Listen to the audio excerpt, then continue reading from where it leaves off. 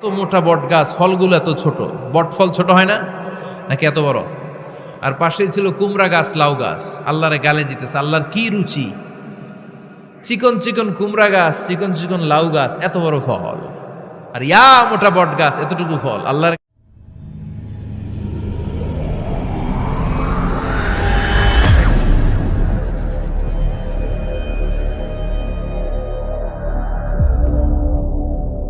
সাথে হুজুরের চেহারার মিল আছে, হুজুরের সাথে ভাইয়ের, ভাইয়ের সাথে আপনার। 700 কোটি মানুষ নাকি পৃথিবীতে এখন আছে। এই 700 কোটির সাথে একটার লগে আরেকটার মিলে কত 700 কোটি ময়রা কবরে ভূত হয়ে রয়েছে, একটার সাথে আরেকটার মিল ছিল।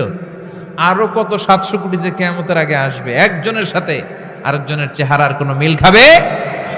এরপর আপনি হিউম্যান অ্যানাটমি নিয়ে গবেষণা করেন, পায়ের পাতা থেকে শুরু করে মাথার তালু পর্যন্ত একটার পর একটা অঙ্গ এমন ভাবে আল্লাহ তৈরি করেছে, পৃথিবীর কোনো ডিজাইনারের কোনো ডিজাইন দ্বারা এটাকে মাপজোক আর পরিমাপ করা সম্ভব না। চিল্লায় বলেন ঠিক কিনা?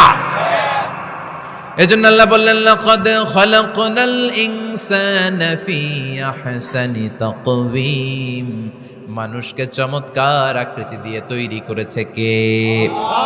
আমাদের যে অঙ্গটা ঠিক যেখানে বসানো দরকার, ঠিক সেই অঙ্গটা আল্লাহ তাআলা ওইখানেই বসিয়েছে, ঠিক কিনা? আল্লাহর সৃষ্টির মধ্যে কোনো খুঁত ধরার, ভুল ধরার ক্ষমতা কারো আছে?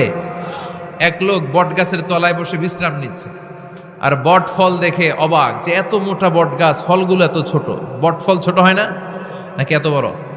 আর পাশেই ছিল কুমড়া গাছ, লাউ গাছ। আল্লাহরে গালে দিতেছে, আল্লাহর কি রুচি! চিকন চিকন কুমড়া গাছ, চিকন চিকন লাউ গাছ, এত বড় ফল, আর ইয়া মোটা বট গাছ, এতটুকু ফল। আল্লাহরে গালি দিতে দিতে ঘুমায় গেছে। আল্লাহরে গালি মারতে মারতে কখন যে ঘুমায় গেছে নিজেও জানেন। হঠাৎ একটা বট ফল পড়ছে একেবারে নাকে, লাফ দিয়ে উঠেছে। উঠে দেখে নাক দিয়ে রক্ত বেরোচ্ছে, ব্লিডিং। নাকের রক্ত মুছে আর পড়তে আরম্ভ করছে আলহামদুলিল্লাহ। কি পড়ে? মনে মনে কয়, আল্লাহরে কেন গালি দিলাম? ওই কুমড়া যদি এইখানে হইতো, ওই লাউ যদি এইটার উপরে হতো, কুমড়া যদি একটা নাকের উপরে পড়তো, আমি নিজেই কুমড়া হইয়া যাইতাম।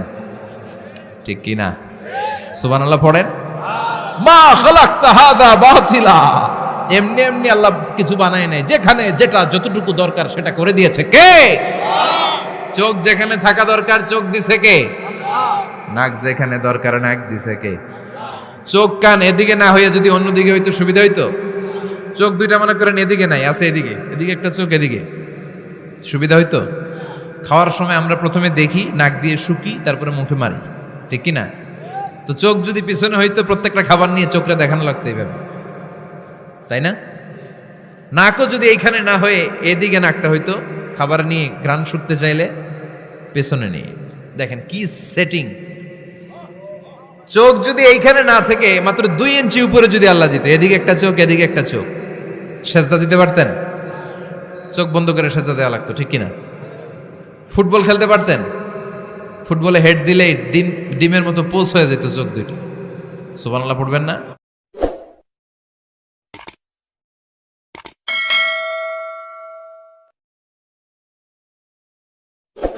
গাভীর দুধ খানতো? বিষ্ণু বলতেন, আলাইকুম বিআলবানিল বাকার, তোমরা গরুর দুধ খেও।